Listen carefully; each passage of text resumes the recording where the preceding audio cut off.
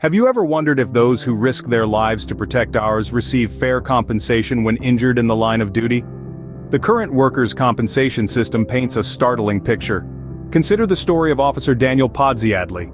While fulfilling his duty, Podsiadly was shot, resulting in a life-altering injury.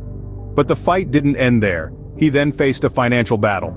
Despite his sacrifice, Podsiadly was only entitled to 2/3 of his weekly salary under the existing workers' compensation system. This, unfortunately, is a common narrative for many law enforcement officers in the state of Georgia. Across the Peach State, law enforcement leaders are calling for a significant change in workers' compensation insurance. They urge lawmakers to grant injured officers their full salaries while they recover. This plea was emphasized recently in a press conference by sheriffs and police chiefs who highlighted the need for uniform paid time off across the state.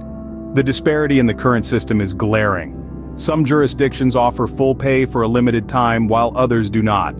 This inconsistency was thrust into the limelight following Officer Podsiadly's case.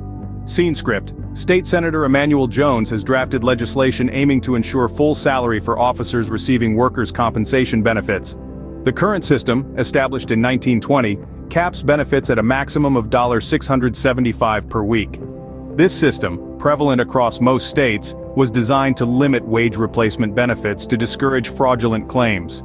However, this approach is facing increasing scrutiny, with comparisons made to the U.S. military's full pay policy for medically discharged members. In essence, the video underscores the urgent need for a more supportive approach to workers' compensation, especially for those who risk their lives daily in law enforcement. It is time to revisit the nearly century-old system and consider whether it still serves those it was designed to protect. The story of Officer Podsiadly is not just a tale of personal hardship. It is a stark reminder of the systemic issues that need addressing. The call for change is not just about fair compensation. It is about acknowledging the sacrifices made by those who serve and protect, and ensuring that when they need it most, we, as a society, are there to support them. This isn't just about changing a policy, it's about shifting a paradigm. As we delve deeper into this issue, it becomes clear that to address this inequality, there is a dire need for federal standards and a national work comp commission.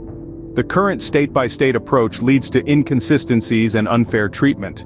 In one state, an officer like Podsiadly might receive full salary benefits, while in another, they might struggle to make ends meet.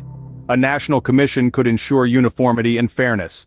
This body could oversee the implementation of fair policies across all states, ensuring that no officer is left behind due to geographical differences. This commission could also work towards establishing federal standards, providing a baseline for compensation and benefits. It's time to bring this issue to the national stage and advocate for change at the highest level. It's time to ensure that our law enforcement officers, who risk their lives for our safety, are adequately compensated and supported when they are at their most vulnerable. Because in the end, it's not just about the policy, it's about the people behind the badge.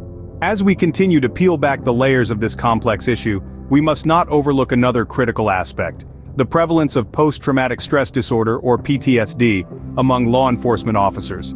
Every day these brave individuals are exposed to traumatic situations that can have profound and lasting psychological impacts. Many officers carry the invisible scars of these experiences, suffering in silence from PTSD. Unfortunately, the current workers' compensation system often falls short in providing the necessary support for these mental health issues. It's not enough to consider just the physical injuries. Mental health must be a core part of the conversation, and right now, it's being sidelined. The need for federal standards becomes even more pressing when we consider PTSD. These standards should ensure that officers suffering from PTSD receive the support they need, be it medical treatment, counseling, or time off. The cost of ignoring mental health is too high, both for the officers and for the communities they serve. Addressing PTSD among law enforcement officers is a crucial and often overlooked part of reforming the workers' compensation system. It's time we give it the attention it deserves, because as we've said before, it's not just about policy. It's about the people behind the badge, their well-being, and their ability to serve and protect our communities.